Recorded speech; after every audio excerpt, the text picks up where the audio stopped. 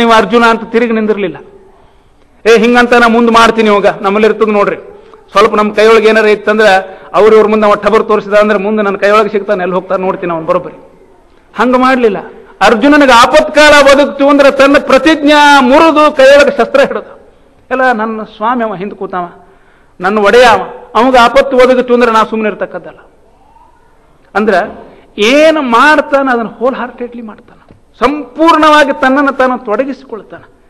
ಇದು ತಾನು ನುಡಿದು ಅಲ್ಲ, ನಡೆದು ಕೃಷ್ಣ ನಮಗ ತೋರಿಸಿದ್ದಾನೆ.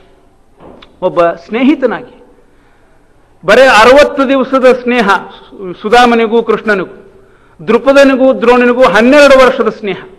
ನೋಡ್ರಿ, ಸ್ನೇಹ ಎಷ್ಟು ಕಾಲದ್ದು ಅನ್ನೋದು ಮುಖ್ಯ ಅಲ್ಲ, ಸ್ನೇಹದೊಳಗೆ ಕ್ವಾಲಿಟಿ ಬಹಳ ಮುಖ್ಯ. 12 ವರ್ಷದ ಸ್ನೇಹ ಆದ್ರೆ ಒಬ್ಬ ಇನ್ನೊಬ್ಬರನ್ನ ಹೆಡಮುರುಗಿ ಕಟ್ಟಿ ರಥದ ಕಾಲಿಗೆ ಎತ್ತಿ ಎಳೆದು ತರಿಸಿದ ಅಂಥ ಸ್ನೇಹ ಅವರು. ಇಲ್ಲೇ ಬರೇ 2 ತಿಂಗಳಿದ್ದೀವ ಸಂದೀಪಿನಿ ಗುರುಗಳ ಹತ್ರ. ಅಂಥ ಸುಧಾಮ ಕೃಷ್ಣನಲ್ಲಿಗೆ ಬಂದ್ರ, ಅವ ಬಂದ ರಾತ್ರಿ ಮೊದಲು ಬಂದ ಕೂಡಲೇ ಸಭಾದೊಳಗ ಸಿಂಹಾಸನದ ಮೇಲೆ ಕೈ ಹಿಡಿದು ಅವನು ಕೂಡಿಸಿದ, ಪಾದಪೂಜೆ ಮಾಡಿದ, ಅರ್ಘ್ಯಪಾದ್ಯಾದಿ ಉಪಚಾರಗಳನ್ನು ಮಾಡಿದ. ಇಡೀ ರಾತ್ರಿ ಅವನಿಗೆ ನಿದ್ದೆ ಬರೋ ತನಕ ಅವನು ಸಂಗತಿ ಕೂತ್ಕೊಂಡು ಹರಟಿ ಹೊಡೆದಂತ. ಅವತ್ತು ಹೆಂಡತಿಲ್ಲ, ಮಕ್ಕಳಿಲ್ಲ, ಯಾರಿಲ್ಲ, ಅಪರೂಪಕ್ಕೆ ಸ್ನೇಹಿತ ಬಂದಾನ, ಅವನಿಗೆ ಸಂತೋಷ ಆಗಲಿ, ಅವನ ಸುಖ ದುಃಖ ವಿಚಾರ ಮಾಡೋಣ. ಅಂದ್ರೆ ಸ್ನೇಹಿತನ ಜೊತೆಗೆ ಹೇಗೆ ನಡೆದುಕೊಳ್ಳಬೇಕು ಅನ್ನೋದು, ಗೃಹಸ್ಥಾಶ್ರಮಿಯಾಗಿ ಹೇಗೆ ನಡೆದುಕೊಳ್ಳಬೇಕು, ರಾಜಕಾರಣಿಯಾಗಿ ಹೇಗೆ ನಡೆದುಕೊಳ್ಳಬೇಕು, ಮಿತ್ರನಾಗಿ ಹೇಗೆ ನಡೆದುಕೊಳ್ಳಬೇಕು, ಹಿಂಗ ಅನೇಕ ನಿಟ್ಟಿನಲ್ಲಿ ಭಗವಂತ ನಮಗೆ ಮಾರ್ಗದರ್ಶಿಯಾಗಿ ತೋರಿಸಿದ್ದಾನೆ. ಜೀವನದೊಳಗೆ ಅನೇಕ ಸಲ ನಾಟಕ ಮಾಡುವ ಪ್ರಸಂಗನೂ ಬರ್ತಾವೆ. ನಾಟಕನೂ ನಮ್ಮ ಕೃಷ್ಣನಷ್ಟು ಬೇರೆ ಯಾರು ಚಂದ ನಾಟಕ ಮಾಡ್ಲಿಕ್ಕೆ ಶಕ್ಕಿಲ್ಲ. ಸುಭದ್ರನ್ನ ಯೋಜನೆ ಮಾಡಬೇಕಾಗಿರ್ತದ, ಕರ್ಕೊಂಡು ಬರ್ತಾನೆ. ಅರ್ಜುನನಿಗೆ ಸನ್ಯಾಸಿ ವೇಷ ಹಾಕಿ ಕರೆದುಕೊಂಡು ಬಂದು ಊರು ಹೊರಗೆ ಕೂಡಿಸ್ತಾನೆ. ಎಲ್ಲ ಸುದ್ದಿ ಬರ್ತದೆ ಬಲರಾಮಗ, ಯಾರೋ ಸನ್ಯಾಸಿ ಬಂದಾರಂತ, ಬಹಳ ದೊಡ್ಡವರಂತ, ಮುಖದ ಮೇಲೆ ಭಾರಿ ತೇಜಸ್ ಅಂತ, ಬಹಳ ಚೆನ್ನಾಗಿ ಮಾತಾಡ್ತಾರಂತೆ, ಅವ್ರು ಆಡಿದ್ದೆಲ್ಲ ನಿಜ ಆಗ್ತದಂತೆ, ಹಂಗೆ ಹಿಂಗೆ ಅಂತೆಕಂತೆ ಎಲ್ಲ ಬಂದು ಮುಟ್ಟಿದಾಗ ಬಲರಾಮ ಹೇಳ್ತಾನೆ, ಹೋಗಿ ಗುರುಗಳನ್ನ ಸ್ವಾಮಿಗಳನ್ನ ಮನೆಗೆ ಕರ್ಕೊಂಡ್ ಬರೋಣ ಅಂತ. ಏನಾದ್ರು ಬಲರಾಮಗ ವಯಸ್ಸಿನೊಳಗೆ ದೊಡ್ಡವನಾದ್ರೂ ಅವಾಗ ಕೃಷ್ಣನ್ ಕೇಳ್ತಾ ಇರ್ತಾನೆ. ತಾನು ತೀರ್ಮಾನ ಮಾಡೋನು, ಆದ್ರೂ ಸುಮ್ಮನೆ ಕೇಳೋದು. ಕೆಲವ್ರು ಇರ್ತಾರೆ ನೋಡ್ರಿ, ಅಧಿಕಾರ ಸ್ಥಾನದಾಗಿರೋರು ಸುಮ್ಮನೆ ವಿಚಾರಿಸಿದಂಗೆ ಆಗಿರ್ಬೇಕು ಅಂತ. ದಿಸ್ ಈಸ್ ದ ಡಿಸಿಷನ್ ಅಂತ ಹೇಳುವಂಗಿಲ್ಲ. What do you all think? Okay, let us do so. ಆ ಲೆಟ್ ಅಸ್ ಡೂ ಸೋ ಅನ್ನೋದಲ್ಲಿ ಇದ್ಬಿಟ್ರತ್ತೆ. ಸುಮ್ಮನೆ ಒಂದು ವಿಚಾರಿಸಿದ್ವಿ ಅಂತ ಆಗಬೇಕು ಅಂತ ಅನ್ನೋ ತರ ಈ ದೇವಸ್ಥಾನದ ಕಮಿಟಿಗಳಲ್ಲೆಲ್ಲ ನಡೀತಾ ಇರ್ತದೆ. ಹಂಗ ಬಲರಾಮಗೆ ಒಂದು ಹವ್ಯಾಸ, ಅವನಿಗೆ ಕೇಳಬೇಕು, ಏನಪ್ಪಾ ಕೃಷ್ಣ, ಹಿಂಗ ಸ್ವಾಮಿಗಳು ಬಂದಾರಂತ, ಕರ್ಕೊಂಡ್ ಬಂದ್ಬಿಡೋಣ ಮನೆಗೆ, ಬಹಳ ದೊಡ್ಡವರಿದ್ದಾರೆ, ಬಹಳ ಸಿದ್ಧಿ ಉಳ್ಳವರಿದ್ದಾರೆ ಅಂತೆಲ್ಲ ಹೇಳಿದಾಗ ಕೃಷ್ಣ ಹೇಳ್ತಾನ, ಈ ಸ್ವಾಮಿಗಳು ಪಾಮಿಗಳೆಲ್ಲ ನನಗೆ ವಿಶ್ವಾಸನ ಕಡಿಮೆ, ಮನೆಗೆ ಮಾತ್ರ ಸರ್ವಥಾ ಕರ್ಕೊಂಡ್ಬರ್ಬೇಡ ನೋಡಪ್ಪ ನಾನು ಕೇಳಿದ್ರ ಅಂತ. ಅವನ್ನ ಕರ್ಕೊಂಬಂದಲ್ಲಿ ಕೂಡಿಸಿದವನೇ ಇವನು. ಅವನ್ನ ಮನೆಗೆ ಕರ್ಕೊಂಡು ಬಂದು ಗಂಟು ಹಾಕಬೇಕು ಅಂತ ಒಳಗಿಂದೊಳಗೆ ಅಪೇಕ್ಷೆ ಇರ್ತದ. ಆದ್ರೆ ತಾನೇ ಮುಂದುವರೆದ ಅಂದ್ರೆ ಮುಂದೆ ಏಟು ಬೀಳ್ತಾವ ಅಂತ ಗೊತ್ತು. ಇಷ್ಟು ಚಂದ ನಾಟಕ ಮಾಡ್ತಾನ. ಬಲರಾಮಗೆ ಹೇಳ್ತಾನ, ಕಾರಣ ಕೊಡ್ತಾನ. ಮತ್ತೆ he seems to be very logical. ಹೇಳ್ತಾನ, ನೋಡು, it's a deadly combination of 4 qualities. ಏನೇನದ ಆ ಸನ್ಯಾಸಿಯಲ್ಲೇ? ಅವ ನಕ್ಕೋತ ಮಾತಾಡ್ತಾನ. ಬಹಳ ನಗ್ತಿದ್ನಂದ್ರೆ ಸನ್ಯಾಸಿ ಅವನ್ ನಂಬೇಡ್ರಿ ಅಂತ ನಾವು ನಕ್ಕೋತ ಮಾತಾಡ್ತಾನ.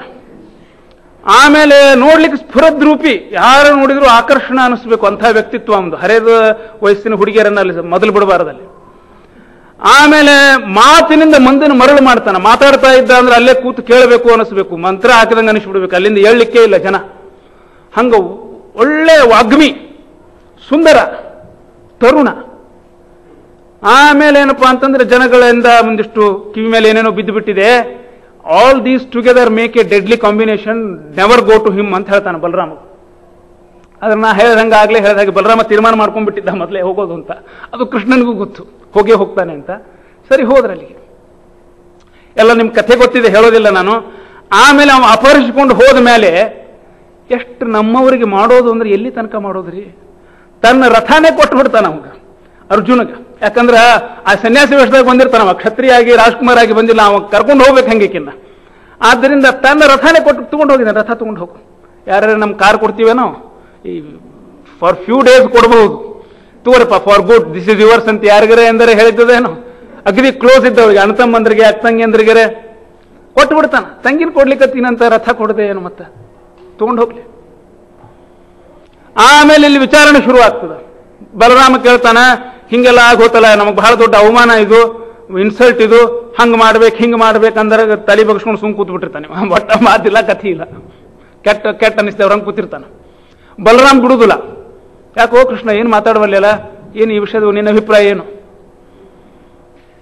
ನನ್ನ ಅಭಿಪ್ರಾಯ ತಗೊಂಡು ಏನು ಮಾಡ್ತೀರಿ ಬಿಡ್ರಿ, ನಮ್ಮ ಯಾವಾಗಲೂ ಅಷ್ಟೇನು ಉತ್ಕೃಷ್ಟ ಅಭಿಪ್ರಾಯಗಳು ಇರುವುದಿಲ್ಲ, ನಿಮ್ದೇನು ಪ್ಲಾನ್ ಅದ ಅದ್ರ ಪ್ರಕಾರ ಮಾಡ್ರಿ. ಇಲ್ಲ ಇಲ್ಲ ನಿಂದು ಹೇಳು. ಕೇಳೋದು ಬಿಡುದಿಲ್ಲ ರೀ, ಕೇಳುವುದೇ, ಆಮೇಲೆ ಮಾಡೋದು ತಮ್ಗೆ ಹೆಂಗೆ ಬೇಕು ಹಂಗೆ ಮಾಡೋದು, ಕೇಳುದು. ಅದಕ್ಕೆ ಕೃಷ್ಣನ ಒತ್ತಾಯಿಸಿದ ಕೂಡಲೇ ಕೃಷ್ಣ ಹೇಳ್ತಾನ, ನೋಡು ಈ ವಿಷಯದೊಳಗೆ ನನ್ನ ಲೈನ್ ಆಫ್ ಥಿಂಕಿಂಗೇ ಬೇರೆ ಅದ. ಏನದ ಅಂದ್ರೆ ಅವಮಾನ ಅಂತ ನೀವೆಲ್ಲ ತಿಳ್ಕೊಂಡಿರಿ. Why should we think this as an insult? Kshatriya, ನಮ್ಮಲ್ಲೆಲ್ಲ ಸ್ವಯಂವರ ಯಾವಾಗಲಿದ್ರು ಗೆದ್ಕೊಂಡೇ ಹೋಗೋದು.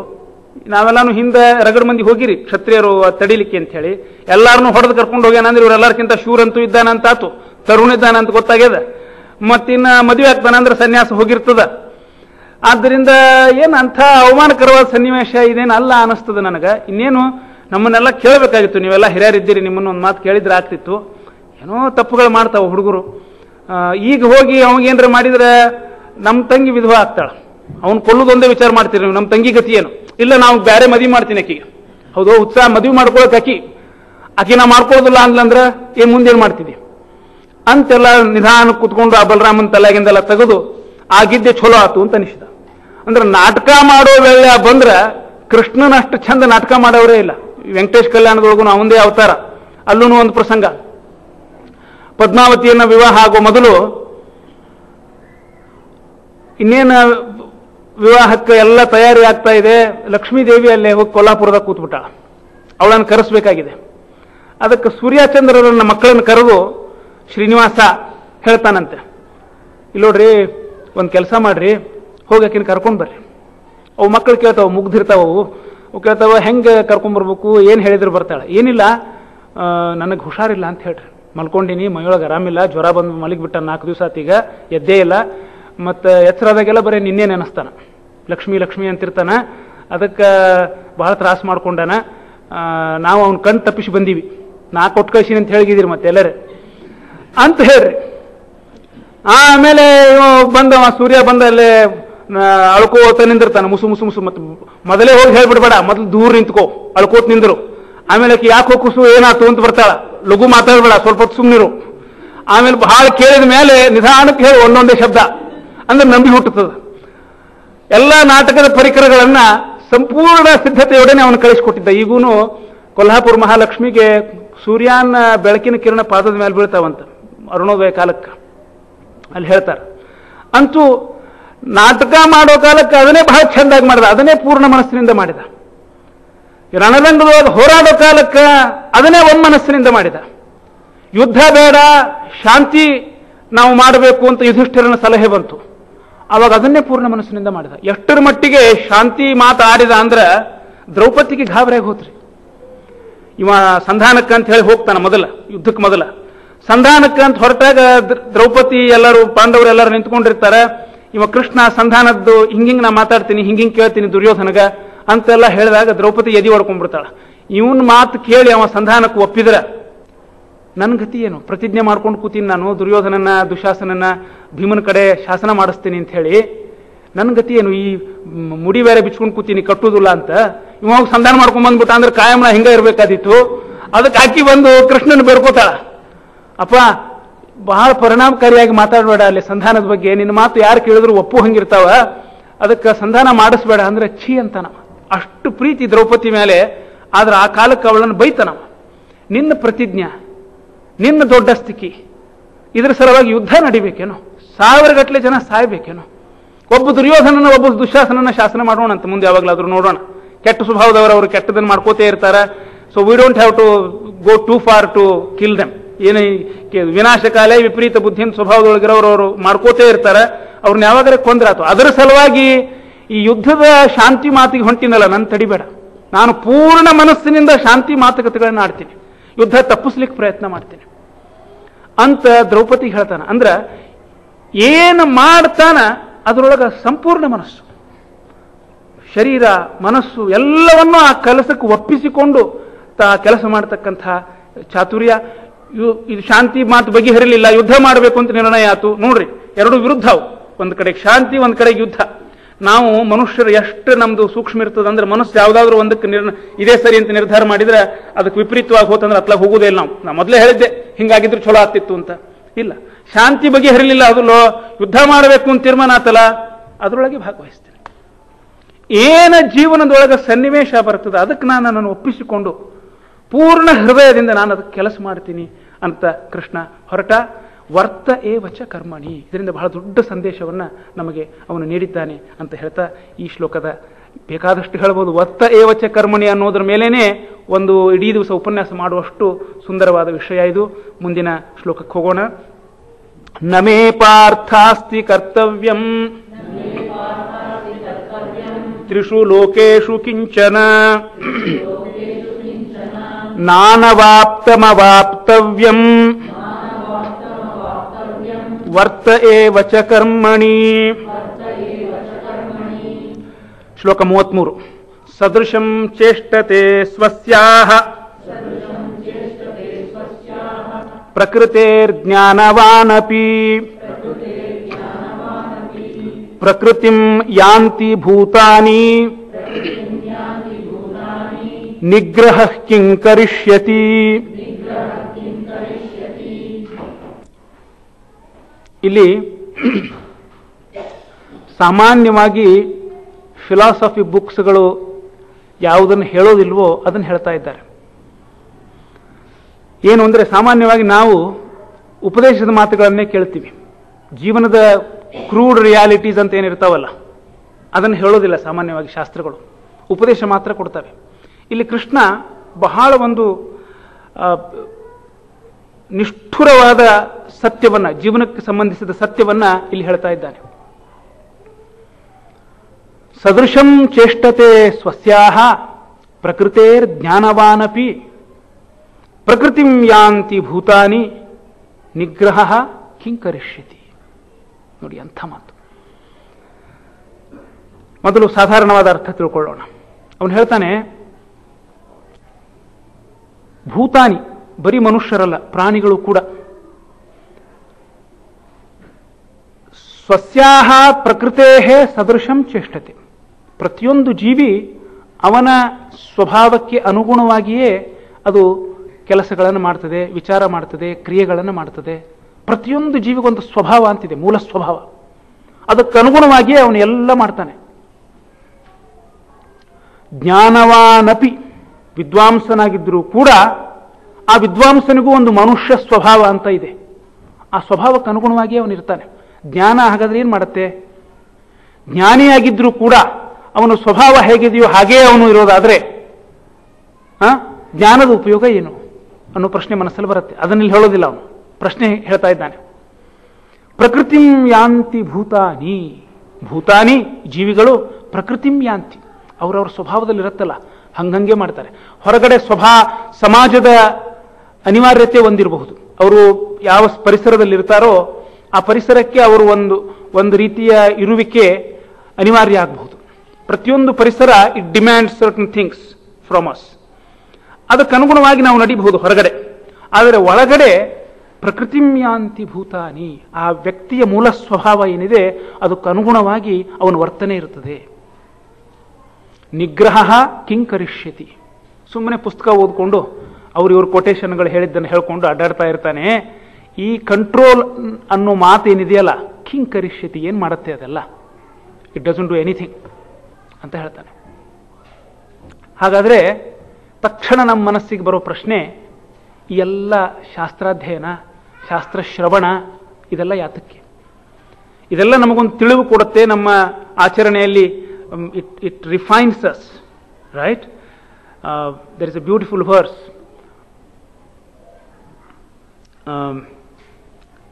ಸಂಸ್ಕಾರಾತ್ ದ್ವಿಜ ಉಚ್ಯತೆ, ಜನ್ಮನಾ ಜಾಯತೆ ಜಂತು ಸಂಸ್ಕಾರಾತ್ ದ್ವಿಜ ಉಚ್ಯತೆ. By birth everybody is an animal. Janmana jayate jantuhu. Samskarat, by refinement, dvija uchyate. He will be either dvija or whatever he will be. Okay, so to become something an effort is involved. By birth, everybody is with basic instincts, animal instincts. An animal with 2 legs, without tail. Right? ಅದನ್ನು ಹೇಳ್ತಾ ಇದ್ದಾನೆ ಕೃಷ್ಣ ಇಲ್ಲಿ. ಎಲ್ಲನೂ ಪ್ರಾಣಿಗಳೇನೆ. ಪ್ರಾಣಿಗಳೇನು ಮಾಡ್ತವೆ? If you observe the kingdom of animals, each animal has its own innate nature and it follows that nature. Its every action is in accordance to that nature. It cannot act otherwise. Same principle applies to human beings also. We all carry an innate nature and we act according to that innate nature. If that is reality, then what is the role of scriptures? What is the role of education? ಅನ್ನೋದನ್ನ ಮುಂದಿನ ಶ್ಲೋಕದಲ್ಲಿ ನೋಡೋಣ. ಸದೃಶಂ ಚೇಷ್ಟತೆ ಸ್ವಸ್ಯಾಹ ಪ್ರಕೃತೇರ್ಜ್ಞಾನವಾನಪಿ ಪ್ರಕೃತಿಂ ಯಾಂತಿ ಭೂತಾನಿ ನಿಗ್ರಹಃ ಕಿಂ ಕರಿಷ್ಯತಿ. ಮುಂದಿನ ಶ್ಲೋಕಕ್ಕೆ ಹೋಗೋ ಮೊದಲು ಒಂದು ಮುಖ್ಯವಾದ ವಿಷಯ, ಇದನ್ನ ಇಲ್ಲಿ ಯಾಕೆ ಹೇಳ್ತಾ ಇದ್ದಾನೆ? ಗೀತೆಯಲ್ಲಿ ಪ್ರತಿಯೊಂದು ಶ್ಲೋಕ ನೀವು ಓದಿದ ಮೇಲೆ ಇದು ಯಾಕೆ ಇಲ್ಲಿ ಹೇಳ್ತಾ ಇದ್ದೇನೆ? ಅರ್ಜುನನಿಗೆ how it is relevant to Arjuna. Okay, ಏನೋ ತನಗೆ ಗೊತ್ತಿದೆ ಅಂತ ವಿಷಯ ಹೇಳ್ತಾ ಇಲ್ಲ ಅವನು. ಅರ್ಜುನ ಏನ್ ಕೇಳಿದಾನೆ? ನಾನು ಭಿಕ್ಷಾಟನೆ ಮಾಡಿಕೊಂಡು ಸನ್ಯಾಸಿ ಹಾಗೆ ಇದ್ದು ಬಿಡ್ತೀನಪ್ಪ, ಈ ಯುದ್ಧ ಮಾಡೋದು ನನಗೆ ಬೇಡ ಅಂತ ಹೇಳಿದಾನೆ ಕೃಷ್ಣನಿಗೆ. ಅದಕ್ಕೆ ಅವನು ಹೇಳ್ತಾನೆ, ಅಪ್ಪ ನಿನ್ನ ಸ್ವಭಾವದಲ್ಲಿ ಭಿಕ್ಷಾಟನೆ ಮಾಡಿಕೊಂಡು ಬೈರಾಗಿಯಾಗಿರೋದು ಬರದಿಲ್ವೋ? ನೀನು ನಮ್ಮಲ್ಲಿ ಒಂದು ಕತೆ ಹೇಳ್ತಾರೆ, ಕ್ಷತ್ರಿಯ ಅರಣ್ಯಕ್ಕೆ ಹೋದ್ರೆ ಅಲ್ಲಿ ಕಣ್ಣು ಮುಚ್ಕೊಂಡು ಕೂತ್ನಂತೆ, ಹಿಂದೆ ಮುಂದೆ ಯಾವ ಪ್ರಾಣಿಗಳು ಓಡಾಡ್ತಾ ಇದ್ವು ಅಂತೆ. ಏನಾರು ಮಾಡಿದ್ರೆ ನನಗಿವು ಅಂತ ಎದ್ದು ನಿಂತ್ಕೊಂಡು ಅಲ್ಲೇನೆ ಕಟ್ಟಿಗೆ ಮಸ್ತು ಬಲ್ಲು ಬಾಣ ಮಾಡ್ಕೊಂಡು ಹೊಡೆಯೋಕೆ ಶುರು ಮಾಡಿದ್ನಂತೆ. ಹಂಗೆ ಪ್ರತಿಯೊಂದು ವ್ಯಕ್ತಿಗೆ ಅವನದೊಂದು ಮೂಲ ಸ್ವಭಾವ ಅಂತ ಇದೆ. ಹಂಗೆ ಅರ್ಜುನನ ಸ್ವಭಾವ ಅವನನ್ನು ಬೈರಾಗಿ ಆಗ್ಲಿಕ್ಕೆ ಬಿಡೋದಿಲ್ಲ. ಅರ್ಜುನ, ನಾನೊಂದ್ಸಲ ಹೇಳಿದ್ದುಂಟು, ಅರ್ಜುನನ ಜಾಗದಲ್ಲಿ ಒಂದು ವೇಳೆ ಮಹಾವೀರ ಕುಳಿತಿದ್ದ ಅಂತ ಆದ್ರೆ, ವೆರಿ ವಿಯರ್ಡ್ ಇಮ್ಯಾಜಿನೇಷನ್, ಜೈನ ಮತ ಸ್ಥಾಪಕನಾಗಿರ್ತಕ್ಕಂಥ ಮಹಾವೀರ ಕುಳಿತಿದ್ದ ಅಂತ ಆದ್ರೆ ಅವನೇನ್ ಮಾಡ್ತಾ ಇದ್ದ? ಅವನಿಗೆ ಗೀತೋಪದೇಶ ಕೇಳ್ತಾನೆ ಇರಲಿಲ್ಲ. ಅವನು ನೀನೇನ್ ಬೇಕಾದ ಹೇಳಪ್ಪ, ಅಹಿಂಸಾ ಪರಮೋ ಧರ್ಮ, ಮುಗಿದೋಯ್ತು. ಯುದ್ಧದಲ್ಲಿ ಹಿಂಸೆ ಇದೆ, ಪಿರಿಯಡ್. ರಥ ಎಳೆದ ನೆಟ್ಟಿಗೆ ಹೋಗಿ ಭಿಕ್ಷಾಟನೆ ಮಾಡಿಕೊಂಡು ಸನ್ಯಾಸಿಯಾಗಿ ಬದುಕ್ತಿದ್ದ. ಅರ್ಜುನ ಅಲ್ಲೇ ಕುಳಿತಿದ್ದಾನೆ, ಕೇಳ್ತಾ ಇದ್ದಾನೆ. So he needs repair, he needs improvement. ಅದಕ್ಕೆ ಕೃಷ್ಣ ಹೇಳ್ತಾನೆ, ನಿನ್ನ ಸ್ವಭಾವ ಅಂಥದ್ದಿದೆಯೋ ಮಾರಾಯ, ಅದಕ್ಕೆ ನಿನ್ನ ಸ್ವಭಾವಕ್ಕೆ ಅನುಗುಣವಾಗಿರ್ತಕ್ಕಂಥ ಟ್ರೈನಿಂಗ್ ನಿನಗೆ ಕೊಡಿಸ್ತೀವಿ ನಾವು. ಎಲ್ಲ ತಯಾರಾಗಿದೆ. ಎಂಥ ಪ್ರತಿಭಾಶಾಲಿಗೂ ಕೂಡ ಆ ಪ್ರತಿಭೆಗೆ ಕೆಲವು ಸಲ ತುಕ್ಕು ಹಿಡಿತದೆ. ಏನ್ರಿ, ಎಲ್ಲ ಓದಿರ್ತಾರೆ, ಎಲ್ಲ ಮಾಡಿರ್ತಾರೆ. After all one day we are going to die, so why should we care ಅಂತ ಮುಖ ಸೊಟ್ಟು ಮಾಡ್ಕೊಂಡು ಮಾತಾಡ್ತಾ ಇರ್ತಾರೆ. ಎಲ್ಲ ಸಿಕ್ಕಾಪಟ್ಟೆ ಓದಿರ್ತಾರೆ. ಹುಚ್ಚು ಸಿನಿಕ್ತನ ಹುಟ್ಟುಬಿಟ್ಟಿರುತ್ತೆ ಮನಸ್ಸಿನಲ್ಲಿ. One day everything is going to be in vain. ಏನ್ ನಿನ್ ತಲೆ ಇನ್ ವೇನ್? ನೀನು ಬರೋಕ್ಕಿಂತ ಮುಂಚೆ ಇದ್ದಿ, ಮುಂದಿರ್ತೀಯಾ, ಇವಾಗಿದ್ದೀಯಾ? So there is nothing, a situation where there is nothing exists or there is zero exists. Anyway, ಇಲ್ಲಿ ಮನುಷ್ಯನಿಗೆ ಯಾಕೆ ಹಿಂಗೆಲ್ಲ ಆಗತ್ತೆ ಅಂದ್ರೆ, ಒಂದು ಆತ್ಯಂತಿಕ ಗುರಿ ಅಂತ ಇಲ್ಲದೆ ಇದ್ರೆ ಈ ತರ ಆಗತ್ತೆ. ಜ್ಞಾನಕ್ಕೆ ವಿವೇಕ ಅನ್ನೋದು ಬಹಳ ಮುಖ್ಯ. ಬರೀ ಜ್ಞಾನ ಉಪಯೋಗ ಇಲ್ಲ. ಜ್ಞಾನ is just intellectual capacity, collection of information, that's all. ವಿವೇಕ ಅನ್ನೋದಿದೆಯಲ್ಲ, ಅದು ಬಹಳ ಮುಖ್ಯ. ಅದು ಟಿವಿನಲ್ಲಿ ನೀವೆಲ್ಲ ನೋಡಿರಬಹುದು. ಹೋದ ವಾರ ನಾನು ನೋಡ್ತಾ ಗಾಬರಿ ಆದೆ. ನಾನು ಇಲ್ಲೇ ಒಹಾಯೋದಲ್ಲಿ ಒಬ್ಬ ಸೀರಿಯಲ್ ಕಿಲ್ಲರ್, ಬಹಳ ಬುದ್ಧಿವಂತ, ಪ್ರಚಂಡ ಬುದ್ಧಿವಂತ. ಅವನು ಜರ್ನಲಿಸಮ್ ಓದಿದ್ದಾನೆ ಒಹಾಯೋ ಯೂನಿವರ್ಸಿಟಿಯಿಂದ. ಅದೇನೋ ಇಂಟೆಲಿಜೆಂಟ್ ಕೋಶಂಟ್ ಅಂತ ಅಳಿತಾರಂತೆ. ಹೀ ಸ್ಕೋರ್ ಇಸ್ 135. ಪ್ರಚಂಡ ಬುದ್ಧಿವಂತ. ಅವನು ಯಾರಿಗೂ ಗೊತ್ತಾಗದ ಹಾಗೆ ಕೊಲೆಗಳನ್ನು ಮಾಡ್ತಾ ಬಂದಿದ್ದಾನೆ. ಸುಮ್ಮನೆ ಫಿಶಿಂಗ್ ಮಾಡ್ತಾ ನಿಂತವನು ಹಾಯ್ ಅಂದ್ರೆ, ಇವನಿಗೆ ಹಾಯ್ ಅಂದು ವಾಪಸ್ ಹೋಗುವಾಗ ಮನಸ್ಸಲ್ಲಿ ಬಂತಂತೆ, ಗೋ ಅಂಡ್ ಗೆಟ್ ಹಿಮ್ ಅಂತ ಹಿ ಫೆಲ್ಟ್ ವಿದಿನ್. ಬಂದು ಅವನು ಶೂಟ್ ಮಾಡಿದ್ದಾನೆ. ಗೊತ್ತಿಲ್ಲ, ಪರಿಚಯ ಇಲ್ಲ, ಎಂಥದ್ದು ಇಲ್ಲ. ಮುಂದೆ 10 ದಿವಸದಲ್ಲಿ ಮತ್ತೊಂದು ಕೊಲೆ, 1 ವರ್ಷದ ಬಳಿಕ ಮತ್ತೊಂದು ಕೊಲೆ. ಯಾಕೆ? ಅವನು ಸ್ಪೆಷಲಿಸ್ಟ್ ಇರ್ತಾನೆ ಇಂಥದ್ದನ್ನು ಇನ್ವೆಸ್ಟಿಗೇಟ್ ಮಾಡೋನಲ್ಲಿ. ಅವನ ಜೊತೆಗೆ ಮಾತನಾಡಿ ಒಂದು ಮಾತು ಹೇಳ್ತಾನೆ. ಏನು ಅಂದರೆ, ಅ ಥರ್ಸ್ಟ್ ಫಾರ್ ರಿಕಗ್ನಿಷನ್. ನಾನು ನನ್ನ ಬುದ್ಧಿಮತ್ತೆಗೆ ಸರಿಸಮಾನ ಅನಿಸುವಂಥದ್ದು ನನಗೆಲ್ಲೂ ಸಿಗಲೇ ಇಲ್ಲ. ಬೇಕಾದಷ್ಟು ಸ್ಕೋರ್ ಮಾಡಿದ, ಇದನ್ನು ಮಾಡಿದ, ಆದ್ರೂ ಜನ ಅವನು ರೆಕಗ್ನೈಸ್ ಮಾಡಲಿಲ್ಲ. So he found a new way. ಅವನು ಕೇಳಿದ್ನಂತೆ ಆ ಇನ್ವೆಸ್ಟಿಗೇಟರನ್ನ, have you ever seen someone who killed people in such a diplomatic way? ಅಂದ್ರೆ ಇದರಲ್ಲಿ ನೋಡಿ, ಒಳಗಿನ ಉದ್ದೇಶ ಸ್ಪಷ್ಟ.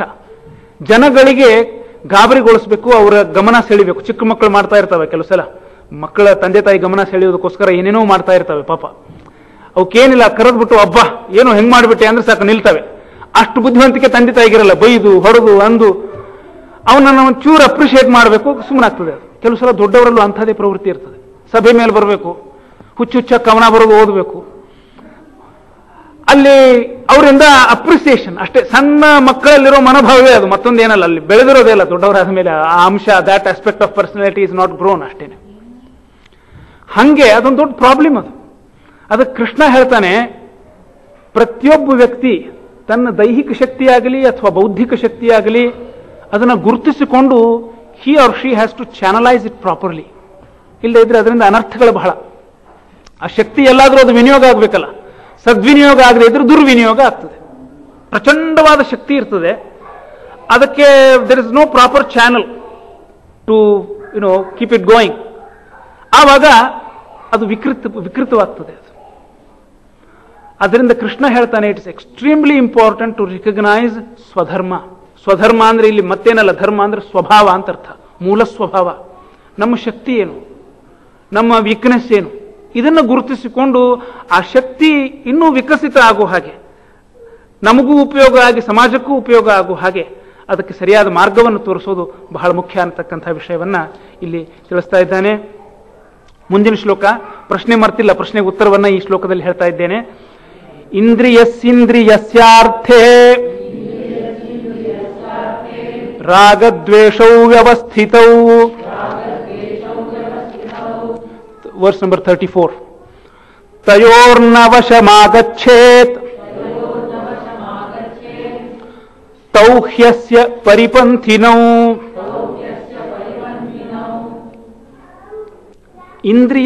ಇಂದ್ರಿಯಸ್ಯ ಅರ್ಥೇ ರಾಗದ್ವೇಷೌ ವ್ಯವಸ್ಥಿತೌ ತಯೋಃ ವಶಂ ನ ಆಗಚ್ಚೇತ್ ಅಸ್ಯ ಪರಿಪಂಥಿನೌ. ಹೇಳ್ತಾ ಇದ್ದಾನೆ,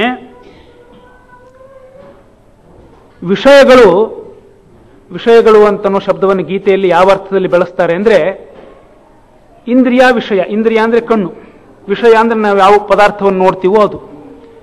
ಇಂದ್ರಿಯ ಅಂದ್ರೆ ಚಕ್ಷುರಿಂದ್ರಿಯ, ವಿಷಯ ಅಂದ್ರೆ ಅದಕ್ಕೆ ಕೇಳುವಂಥದ್ದು. ಹೀಗೆ ಆಯಾ ಇಂದ್ರಿಯಗಳ ವಿಷಯಗಳು, ಆಯಾ ಇಂದ್ರಿಯಗಳಿಂದ ಯಾವುದನ್ನು ನಾವು ಅನುಭವಿಸ್ತೀವೋ ಅದು ಅದರ ವಿಷಯ. ದಯವಿಟ್ಟು ಸ್ವಲ್ಪ ಶಾಂತರ ಕೇಳಿ.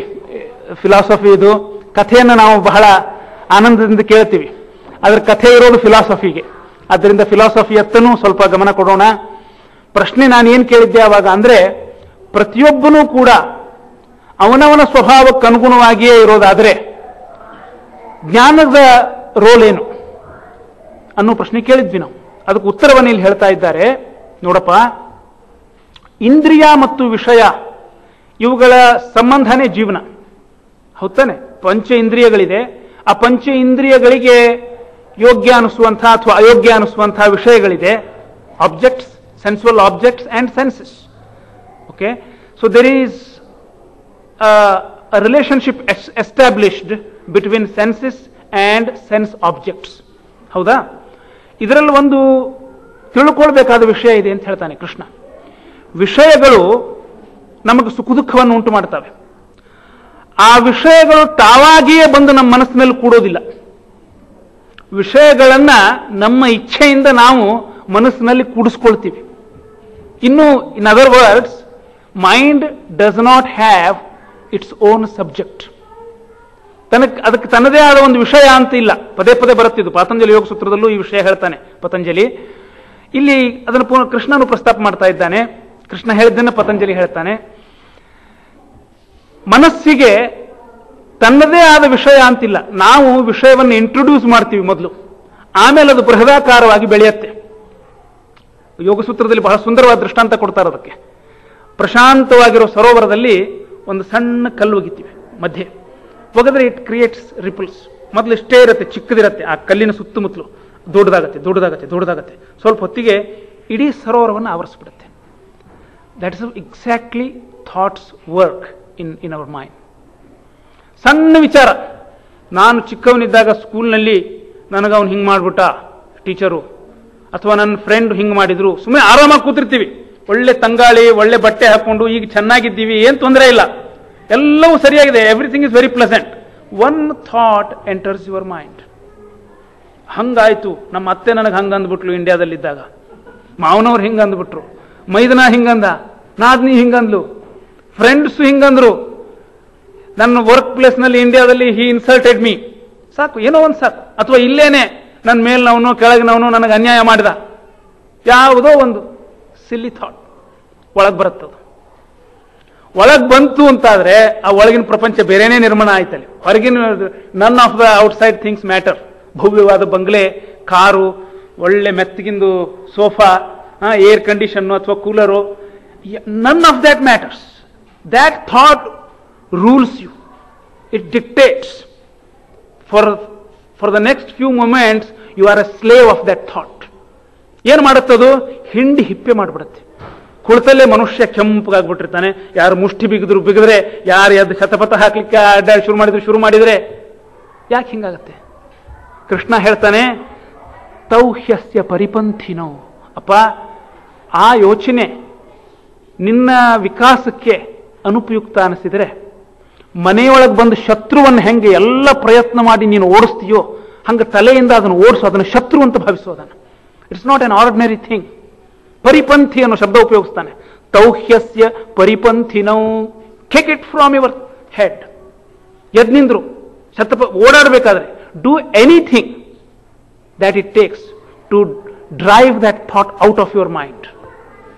Take an immediate action, either it is physical, mental, ಯಾವ ಕ್ರಿಯೆ ಅವಶ್ಯಕ ಆದರೂ ಅದನ್ನು ಮಾಡು. ಆ ಜಾಗ ಬಿಟ್ಟು ಹೋಗೋದ್ರಿಂದ ಕೆಲವು ಸಲ some sight triggers a certain kind of thought. ಆವಾಗ ಅದನ್ನು ಬಿಟ್ಬಿಡು. Don't look at it. Out of sight, out of mind. Sometimes that helps. So ಏನಾದರೂ ಮಾಡು, ಆ ಯೋಚನೆಯನ್ನು ಮನಸ್ಸಿನಿಂದ ಹೊರಗೆ ಹಾಕು. ಅದನ್ನು ಶತ್ರು ಅಂತ ಬರೀ ಹೊರಗೆ ಹಾಕುವಲ್ಲ, ಅದನ್ನು ಶತ್ರು ಅಂತ ಭಾವಿಸಿ ಹೊರಗೆ ಹಾಕು. Look at the words he has used. He has used very strong words. ಶತ್ರು ಅಂತ ತಿಳಿದುಕೋ, ಜಸ್ಟ್ ಕಿಕ್ ಇಟ್ ಔಟ್. ಆವಾಗ ಮುಂದೆ ಆರಾಮಾಗಿರ್ತೀಯ ನೀನು. ಇಲ್ಲದೆ ಇದ್ರೆ BP ಇದ್ದವ್ರಿಗೆ BPನೇ ಹೆಚ್ಚಾಗತ್ತೆ, ಮತ್ತೇನೋ ಇದ್ದವ್ರಿಗೆ ಅದರ ಉಪದ್ರವ ಶುರು ಆಗತ್ತೆ. ಒಂದಲ್ಲ ಎರಡಲ್ಲ, ಮುಂದೇನಾಗತ್ತೆ ಅನ್ನೋದು ನಿನ್ನ ಕೈಯಲ್ಲಿಲ್ಲ, ಎಳ್ಕೊಂಡು ಹೊರಟೋಗುತ್ತೆ ಅದು. ಆದ್ರೆ ಆರಂಭದಲ್ಲಿ ನಿನ್ನ ಕೈಯಲ್ಲಿದೆ. ಈ ವಿಚಾರ ನನ್ನ ತಲೆ ಒಳಗೆ ಪ್ರವೇಶ ಮಾಡ್ತು ಅನ್ನೋ ಪ್ರಜ್ಞೆ ಇರುತ್ತೆ ನಮಗೆ. ಎಷ್ಟೇ ಸ್ಟ್ರಾಂಗ್ ಇಮೋಷನ್ ಆಗಿರಲಿ ಅದು, we are aware of the fact that this thought has entered me, I am thinking about this, the thought process has started, it's going to take me further. ಈ ಅವೇರ್ನೆಸ್ ಇರುತ್ತೆ. And use that. Take advantage of that awareness. Kick that thought out as if you are kicking your enemy. ಕೈಯಲ್ಲಿ ಒಂದು ದೊಡ್ಡ ಘಟಸರ್ಪ ಇತ್ತು ಅಂತ ಇಟ್ಕೊಳ್ಳಿ. ಕೂತ್ಕೊಂಡಿದ್ದೀರಾ, ಮಾತಾಡ್ತಾ ಕೂತ್ಕೊಂಡಿದ್ದೀರಾ, ಎಲ್ಲೋ ಹಳ್ಳಿಗಳಲ್ಲಿ, ಎಲ್ಲೋ ಉದ್ಯಾನವನದಲ್ಲೋ ಎಲ್ಲೋ ಕೂತ್ಕೊಂಡಿದ್ದೀರಾ, ಹಿಂಗೆ ನೋಡ್ತೀರಾ, ದೊಡ್ಡ ಒಂದು ಘಟಸರ್ಪ ಅಂಗೈನಲ್ಲಿ ಹಿಂಗೆ ಕೈ ಇಟ್ಕೊಂಡು ಕೂತಿದ್ದೀರಾ, ಬಂದು ಕೂತ್ಕೊಂಡ್ಬಿಟ್ಟಿದೆ ಅಲ್ಲಿ. ಅದನ್ನು ನಾನು ಬಿಸಾಕಬೇಕೋ ಬಿಸಾಡಬಾರ್ದು, ಇಲ್ಲೇ ಇಟ್ಕೊಳ್ಬಹುದಾ, ಯಾವಾಗ ಬಿಸಾಕಬೇಕು ಅಂತೇನೋ ಅದ್ರ ಬಗ್ಗೆ ಲಾಜಿಕ್ಕು, ಥಿಂಕಿಂಗು, ರೀಸನಿಂಗು ಇರುತ್ತೇನೋ. Right the moment you see it, ಕೈ ಚಕ್ಕಂತ ಹಿಂತೊಳ್ಕೊಳ್ತೀರಿ, ಮೈಲ್ ದೂರ ಓಡೋಗಿರ್ತೀರ. ಬರೀ ದೂರ ಅಲ್ಲ, ಹೆಂಗೋ ಹಂಗೆ ಅಹಿತಕರವಾದ, ನಮ್ಮನ್ನು ಕೆಳಮಾರ್ಗಕ್ಕೆ ಒಯ್ಯುವಂಥ, ನಮ್ಮನ್ನು ಶೋಷಿಸುವಂತಹ ವಿಚಾರ ತಲೆಗೆ ಮನಸ್ಸಿಗೆ ಬಂದ ತಕ್ಷಣ ಅದನ್ನು ಆಗಿಂದಾಗ ಅಲ್ಲಿಂದ ಹೊಡೆದು ಓಡಿಸೋದನ್ನು. ತೌಹ್ಯಸ್ಯ ಪರಿಪಂಥಿನೋ, ಬಹಳ ಉಪಯುಕ್ತವಾದ ಸಲಹೆಯನ್ನ ಭಗವಂತ ಇಲ್ಲಿ ನಮಗೆ ನೀಡಿದ್ದಾನೆ. ನಮ್ಮ ಮಧ್ವ ಸಿದ್ಧಾಂತದಲ್ಲಿ ದತ್ತ ಸ್ವಾತಂತ್ರ್ಯದ ಬಗ್ಗೆ ಗೀತಾ ಕ್ಲಾಸ್ ಅಟೆಂಡ್ ಮಾಡಿದವರು ಕೆಲವರಿಗೆ ಈ ವಿಷಯ ಗೊತ್ತು, ನಾವು ಬೇಕಾದಷ್ಟು ಚರ್ಚೆ ಮಾಡಿದ್ದೀವಿ. ನಮಗೆ ಸ್ವಾತಂತ್ರ್ಯವೇ ಇಲ್ಲ ಅಂತ ಒಬ್ಬರು ಅಲ್ಲಿ ಕುಳಿತಿರುವವರು ಎಲ್ಲ ಯಾರೋ ನಮ್ಮ ಮನಸ್ಸು ಹೆಂಗೆ ಹೇಳ್ತದೆ ಹೆಂಗೆ ಕೇಳ್ತೀವಿ, ಮನಸ್ಸು ನಮ್ಮ ಕೈಯಲ್ಲಿಲ್ಲ, ದೇವರು ಪ್ರೇರಣೆ ಮಾಡಿಸಿದಂಗೆ ಆಗ್ತದೆ ಅಂತೆಲ್ಲ ವಿತಂಡವಾದ ಅನುಭವಕ್ಕೆ ಬಂದಿರತಕ್ಕಂಥ ಸತ್ಯ ಏನು ಅಂದ್ರೆ, ಇಷ್ಟರ ಮಟ್ಟಿಗೆ ನಮಗೆ ಸ್ವಾತಂತ್ರ್ಯ ಇದೆ, ನಾವಿದನ್ನು ಮಾಡಿದೀವಿ. ಎಷ್ಟೋ ಸಲ ಈ ವಿಚಾರ ನಾನು ಜಾಸ್ತಿ ಮಾಡಲ್ಲಪ್ಪ. ನೋಡಿ, some people have at least control over their speech. If you trigger them, ನಾನು ಹೆಸರು ಹೇಳೋದಿಲ್ಲ, ಒಬ್ಬರು some time back there was a saint here, disciple of Chinmayananda. They separated for whatever reason, and he is a good speaker. Yaro avrunnu kelidru, once upon a time you were a good disciple of Chinmayananda, maybe you found something wrong with him. I too don't like Chinmayananda anta andre avanu enara maatadirbeku munde. I too don't like Chinmayananda, what do you think anta. Kanada, by God's grace I don't want to think in this matter. That's the grace of God in me. Look at the control over his speech. Someone is triggering and it is privacy in a room. Okay? He says, I don't want to think, by God's grace. Whatever has happened has happened. There is no need to think about it now. I am happy, you are happy. I am giving the little knowledge, whatever I have gained to you, and you are benefiting by it, and that's enough. Why should you, ಯಾವಾಗ 10 ವರ್ಷದಿಂದ 20 ವರ್ಷದಿಂದ ಗುರು ಶಿಷ್ಯರ ಮಧ್ಯೆ ಏನೋ ಜಗಳ ಆಗಿದ್ರೆ, ಶಿಷ್ಯ ಅವನಲ್ಲಿ ದೋಷ ನೋಡಿದ್ರೆ ಅದನ್ನ ರಾಧಾಂತ ಮಾಡಿ ಅರ್ಧ ಗಂಟೆ ಹೇಳಿ ಅದನ್ನ ಎಂಟರ್ಟೈನ್ ಮಾಡಿ ಅವನಿಗೆ ಇವನು ಮನಸ್ಸು ಕೆಡಿಸ್ಕೊಂಡು ಅವನ ಮನಸ್ಸು ಕೆಡಿಸಿ, absolutely no need. Relieve him and relieve yourself. ಕೆಲವರಿಗೆ ಸ್ಪೀಚ್ ಮೇಲೆ ಅಂತ ಕಂಟ್ರೋಲ್ ಇರ್ತದೆ. ಅಹಿತಕರವಾದದ್ದು ಕೆಟ್ಟದ್ದನ್ನು ಮಾತು ಹೇಳಿದ್ರೆ ಐ ಡೋಂಟ್ ನೋ ಅಂತಾರೆ. ನಾನು ಈ ದೇಶಕ್ಕೆ ಬಂದು ಹೊಸ್ತು ನಾನು ಅಬ್ಸರ್ವ್ ಮಾಡಿದ್ದೀನಿ.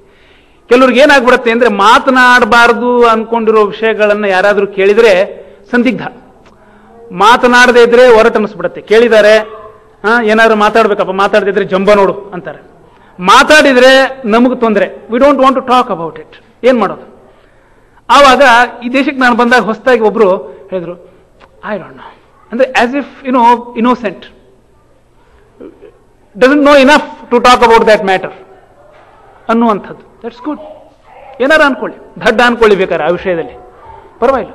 ಕಂಟ್ರೋಲ್ ಓವರ್ ಸ್ಪೀಚ್ ಅದು ಇನ್ನೊಬ್ರಿಗಾದ್ರೆ, ನಮಗೋಸ್ಕರ ನಾವು ಮಾಡಿಕೊಳ್ಬೇಕಾದ ಉಪಕಾರ ಏನು ಅಂದ್ರೆ control over the thought process.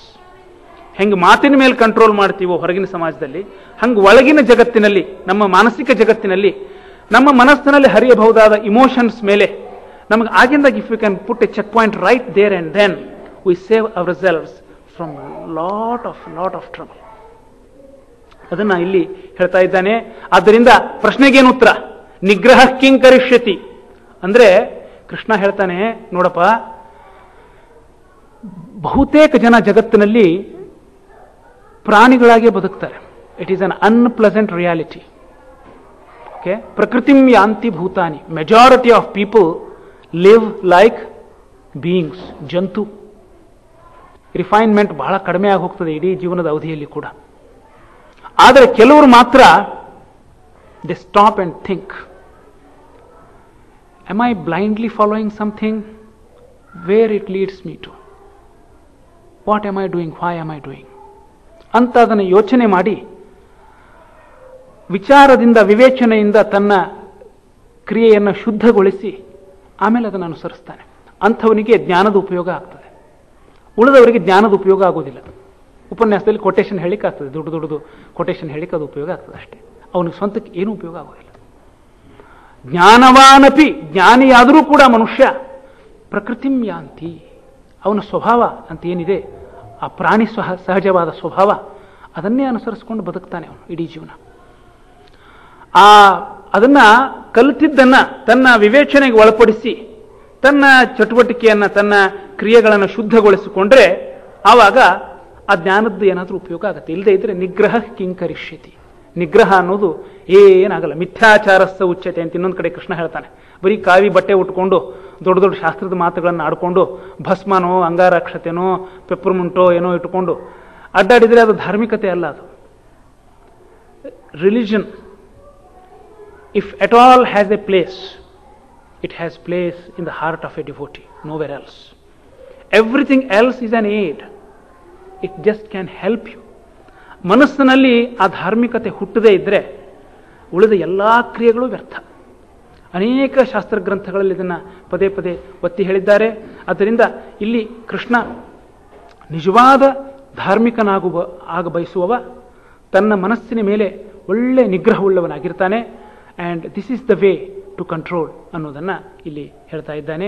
ಮನಸ್ಸಿಗೆ ಆ ಅಹಿತಕರವಾದ ತಾಮಸಿಕ ಭಾವನೆಯಿಂದ ಕೂಡಿರತಕ್ಕಂಥ ಯೋಚನೆ ಪ್ರವೇಶ ಮಾಡಿದ ತಕ್ಷಣ ಅದನ್ನು ಅಲ್ಲಿಯೇ ಮೊಟಕುಗೊಳಿಸಿ ಬೇರೆ ಕಡೆಗೆ ಮನಸ್ಸನ್ನು ಹರಿಸುವಷ್ಟು ಆತ್ಮನಿಗೆ ಸ್ವಾತಂತ್ರ್ಯ ಇದೆ, ಅರಿವು ಇದೆ. ಆ ಅರಿವು ಮತ್ತು ಆ ಸ್ವಾತಂತ್ರ್ಯ ಇವು ಬಹಳ ಮುಖ್ಯವಾದ ಶಕ್ತಿಗಳು. ಅದನ್ನು ಬಳಸಿಕೊಂಡು ಸನ್ಮಾರ್ಗದಲ್ಲಿ ಅವನು ನಡೆಯಬೇಕು. ಅಂಥ ಜ್ಞಾನದಿಂದ ಮನುಷ್ಯನಿಗೆ ಉಪಯೋಗ ಆಗಲಿಕ್ಕೆ ಸಾಧ್ಯ ಅಂತ. I hope I answered the question ಅಂತ ಅನ್ನೋದು ಆ ಪ್ರಶ್ನೆಗೆ ಉತ್ತರ. ಇಂದ್ರಿಯಸ್ಯಾರ್ಥೇ ರಾಗದ್ವೇಷೌ ವ್ಯವಸ್ಥಿತೌ ತಯೋರ್ನವಶಮಾಗಚ್ಚೇತ್ ತೌ ಹ್ಯಸ್ಯ ಪರಿಪಂಥಿನೌ. 36ನೇ ಶ್ಲೋಕ. ಅರ್ಜುನ ಉವಾಚ ಅಥ ಕೇನ ಪ್ರಯುಕ್ತೋಯಂ ಪಾಪಂ ಚರತಿ ಪೂರುಷಃ ಅನಿಚ್ಛನ್ನಪಿ ವಾರ್ಷ್ಣೇಯ ಬಲಾದಿವ ನಿಯೋಜಿತಃ. ನೋಡಿ, ನಾವೆಲ್ಲರೂ ಆಗಾಗ ಕೇಳೋ ಪ್ರಶ್ನೆಯನ್ನು ಅರ್ಜುನ ಇಲ್ಲಿ ಕೇಳಿದ್ದಾನೆ. By the way, this is the final event of this year, I believe. So I am taking little more time. Please bear with me. I would like to conclude 3rd chapter, and the matters discussed here are extremely important and useful for life. I don't want to hurry, so please bear with me. I will complete. There are few more shlokas left, and with the conclusion of 3rd chapter and with the beginning of 4th chapter. ಯಾವಾಗಲೂ ಶಾಸ್ತ್ರ ಏನು ಹೇಳುತ್ತೆ ಅಂದರೆ, ಮುಗಿಸ್ಬಿಡಬೇಡಿ. ಯಾವುದೋ ಒಂದು ಅಧ್ಯಾಯ ಮುಗಿತು ಅಂದರೆ ಅಲ್ಲಿಗೆ ನಿಲ್ಲಿಸ್ಬಿಡಬೇಡಿ. That means you have ended ಅಂತ. ಅದಕ್ಕೆ ನಮ್ಮಲ್ಲೊಂದು ಸಂಪ್ರದಾಯ ಏನು ಅಂದರೆ, ಆ ಅಧ್ಯಾಯ ಮುಗಿದ ಮೇಲೆ ಮುಂದಿನ ಅಧ್ಯಾಯದ ಒಂದಾದ್ರೂ ಶ್ಲೋಕ ಹೇಳಿ ಆಮೇಲೆ ನಿಲ್ಲಿಸ್ಬೇಕಂತೆ. ಅಂದ್ರೆ ಅದನ್ನು ನಾನು ಮುಂದುವರಿಸ್ತೀನಿ ಅಂತ ಮನಸ್ಸಿನಲ್ಲಿ ಉಳಿಯತ್ತಂತೆ ಸೂಕ್ಷ್ಮವಾಗಿ. ಆದ್ದರಿಂದ ಆ ದೃಷ್ಟಿಯಿಂದ 4ನೇ ಅಧ್ಯಾಯದ ಆರಂಭದ ಕೆಲವು ಶ್ಲೋಕಗಳನ್ನು, ಒಂದು 5 ಶ್ಲೋಕಗಳನ್ನು ಹೇಳಿ ಆಮೇಲೆ ಇದನ್ನು ಮುಕ್ತಾಯಗೊಳಿಸ್ತಾ ಇದ್ದೇನೆ. ಪ್ಲೀಸ್ ಬೇರ್ with me. It has gone beyond the time we had set. I know that. ಅಥ ಕೇನ ಪ್ರಯುಕ್ತೋಯಂ ಪಾಪಂ ಚರತಿ ಪೂರುಷಃ ಅನಿಚ್ಛನ್ನಪಿ ವಾರ್ಷ್ಣೇಯ ಬಲಾದಿವ ನಿಯೋಜಿತಃ. ಒಂದು ದೊಡ್ಡ ಉಪಕಾರ ಗೀತೆಯಲ್ಲಿ ಅರ್ಜುನ ನಮಗೆ ಮಾಡಿದ್ದು ಅಂದ್ರೆ, ಶಾಸ್ತ್ರಗ್ರಂಥಗಳು ಯಾವ ಪ್ರಶ್ನೆಯನ್ನ ಎತ್ತೋದಿಲ್ವೋ, ಶಾಸ್ತ್ರಗಳು ಸಾಮಾನ್ಯವಾಗಿ ಉಪದೇಶ ಕೊಡ್ತಾ ಇರ್ತವೆ, ಜನಗಳಿಗೆ ಬೋರ್ ಆಗುತ್ತೆ. ಧರ್ಮಶಾಸ್ತ್ರ ಅಂದ್ರೆ ಏನು ಅಂದ್ರೆ ಉಪದೇಶ ಅಂತ ಜನಗಳ ಭಾವನೆ. ಆದರೆ ಗೀತೆಯ ವೈಶಿಷ್ಟ್ಯ ಏನು ಅಂದ್ರೆ, ನಾವೇನಿದ್ದೀವಿ ಅನ್ನೋದನ್ನ ಮೊದಲು ಹೇಳ್ಬಿಡುತ್ತದು. ನಾವೇ ಹೇಳೋಕೆ ಅನುಮಾನ ಮಾಡ್ಕೋತಾ ಇರ್ತೀವಿ.